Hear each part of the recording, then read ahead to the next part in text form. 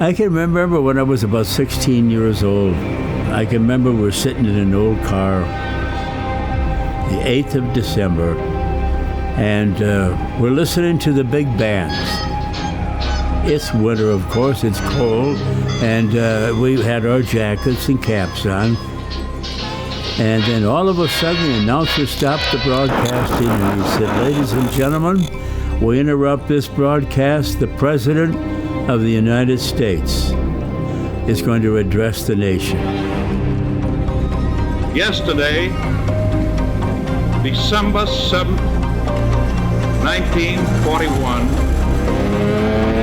a date that will live in infamy. In infamy. United States of America was suddenly and deliberately attacked by naval and air forces of the Empire of Japan. I regret to tell you that very many American lives have been lost. That our people, our territory, and our interests are in grave danger. With confidence in our armed forces, with the unbounding determination of our people, we will gain the inevitable triumph. So help us God.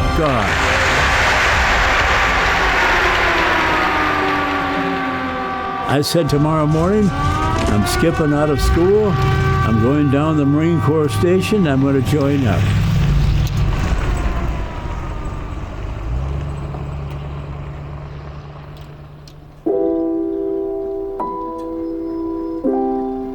My mother met me. She said, "What are you doing home?" And she lit into me, little tough Irish lady.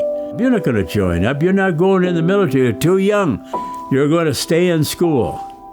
Well, I didn't stay in school.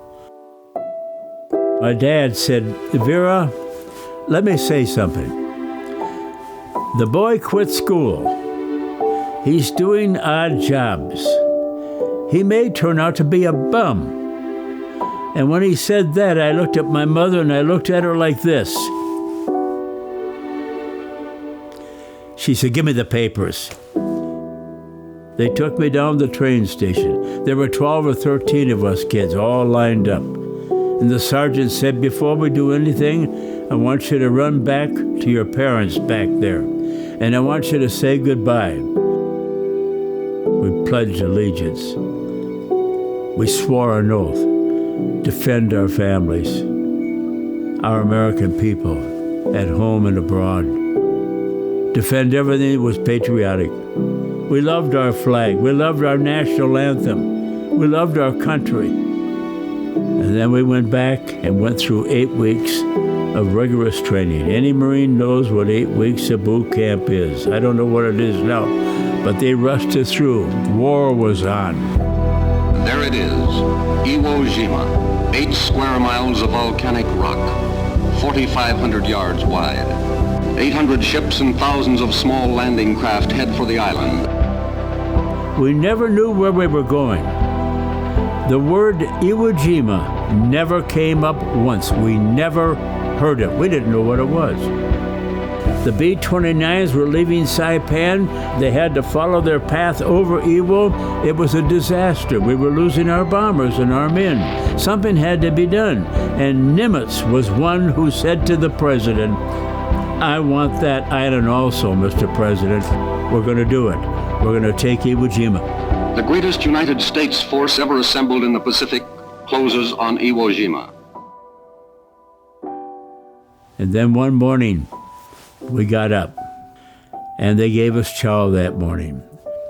And we had steak and eggs. So I said to a kid next to me, we're sitting there eating, I said, "What's with the steak here? We've had eggs, but Marine Corps never gave us a steak." He said, "Graves, use your head. What do they do with convicts before they execute them?"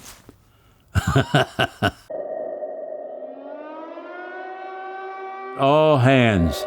Down below, load your landing craft. And we went down. I carried a 72-pound flamethrower. I was only maybe an inch shorter than I am now. But that's what the old man put on me.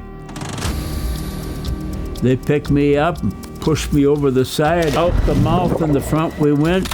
And when we got out there, there were landing crafts all over that water. 2 divisions in a small space.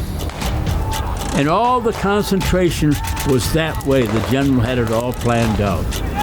And the bulldozers had worked the volcanic ash sand up real loose so that when you walked, you sunk up to your knees. Well, can you imagine with my flamethrower, the weight that I had? I couldn't move hardly. Kids were crawling back at us, shot in the neck, shot in the shoulder, wanting us to help them. We were told, don't stop for anybody. And we moved and dropped. And I hit on my belly, my face was in the sand. I lay there, my face is in the sand, and I see what's happening. And I prayed to God for the first time in my life. And I said, God, if you're real, if you can do for me what people say you can do, and you get me off this island, I'll serve you the rest of my life. The Japs came at us with banzai charges. Every morning at 2 or 3 o'clock, there was no sleep on Iwo Jima. If you did, you might have been dead. I got a little ways and found a shell hole. I slid down in that hole and I saw another Marine. And he's across the other side facing Suribachi, and he's got his M1 on the sand on the edge. And I said, hey, Mac, what outfit you in? He didn't answer. I reached over to shake him, then I noticed that the bottom half of his body was on the other side of the hole.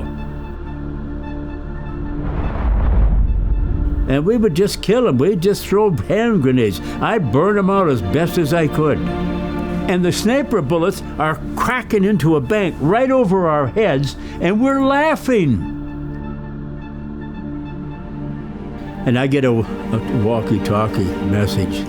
Graves, I said, yo, in 10 minutes you should have some kid crawl in your hole. Watch out for him because he's your replacement. I had already been up there for about 15 minutes looking. Nothing, not a thing. This kid crawled in and he said, Graves, let me have your glasses, I'll look. And I said, nah, you get yourself shot. So one of my buddies says, give him the glasses, that's what he's here for. Use them. So I threw him the glasses. He got up in my position where I had been. And we're shooting the breeze, the 3 of us. Pew!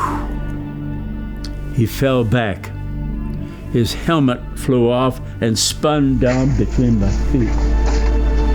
And when it stopped, there was a picture of a beautiful girl in a chair. And in her lap was a beautiful baby. I looked at that and I lost it.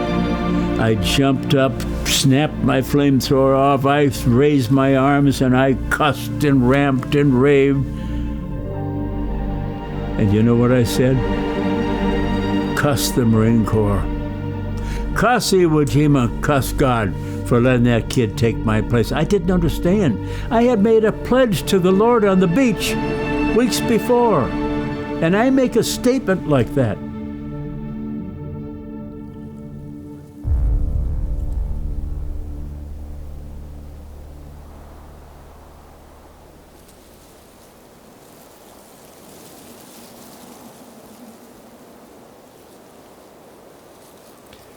As we reached the crest and got to the top, I saw 5 or 6 guys, they're rigging up a flag.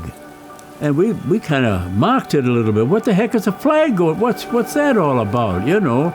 So they were rigging it up when we were all standing up there. We couldn't believe what was going on. But when the flag went up, all the ships of ours, and you're talking 500 ships in that bay, they all opened up with everything they had. It looked like the 4th of July night at Hudson Bay. Everything lit up in the sky. If you ever go up on Suribachi, there's a concrete monument to my battalion for securing Mount Suribachi. It's still there. We put our flag on Japanese soil for the first time in history. We did that. I hit the beach 6 weeks earlier, 335 men in my company. 18 of us walked down from my company with no officers. We assembled there, and the old man, regimental commander, Harry the Horse Liver, says, he said, men, before we board Higgins, I want you to walk in and say goodbye to your officers and your buddies. One by one, we walked through the gate of that cemetery. And I noticed every Marine that walked through the door of the gateway, on the left was a sign or something they were reading. So when I got there, it was a K-ration box turned inside out and tacked there, and someone wrote this on it. Fellas, when you go home, tell the folks we did our best, that they may have many more tomorrows.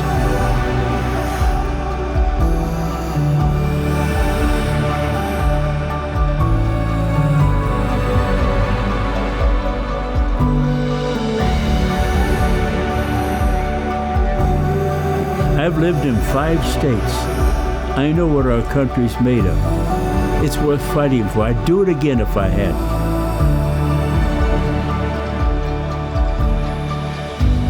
My name is Don Graves. I love my country.